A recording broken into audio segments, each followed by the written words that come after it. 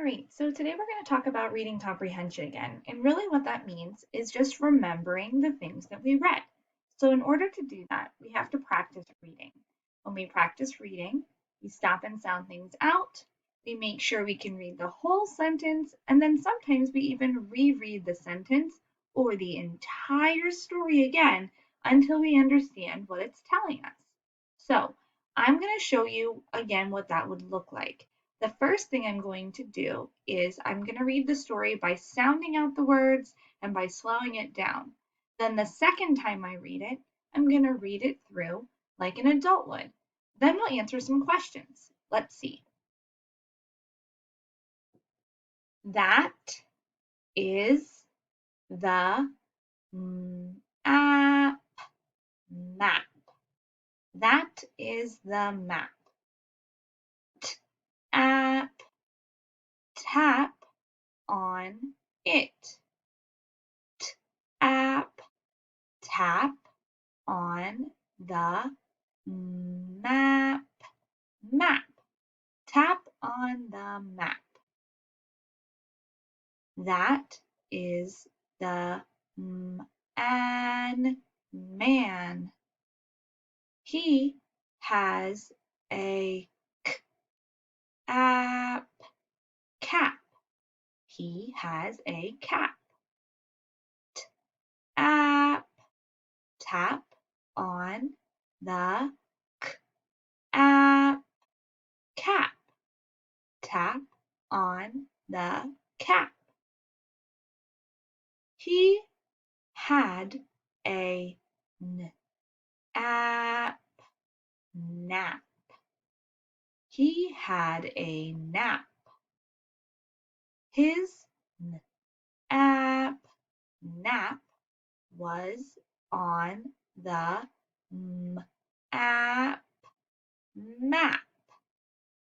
His nap was on the map. He can nap on the map. Map. Okay, now I'm going to read the story one more time. This time I'm going to try and read it the best that I can so that I can understand what the story is saying. That is the map. Tap on it. Tap on the map. That is the man. He has a cap. Tap on the cap. He had a nap. His nap was on the map. He can nap on the map. Okay, so now I'm going to think about that story. In the story, he tapped on the map, he had a cap, and he took a nap on top of the map. So let's see if we can answer these questions about the story. What is that? So let's see if we can answer that question. Let's read the first part. That is the map. Look at that. We found our answer in the first sentence. What is that? That is the map. So I would write that sentence right here. That is the map. What does the man have? That is the man. He has a cap. What does the man have? He has a cap. I would want to write that down to answer the sentence. What does the man have? Notice how we're going back into our story and trying to find the answers. That's where they are. They're inside the story. Last question. What can the man do?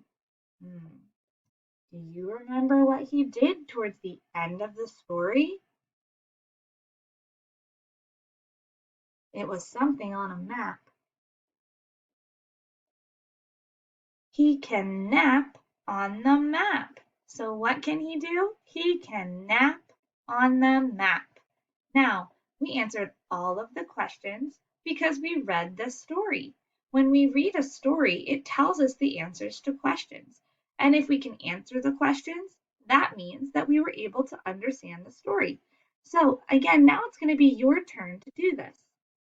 You're going to have a page that looks exactly like the last one, and you're going to read the story.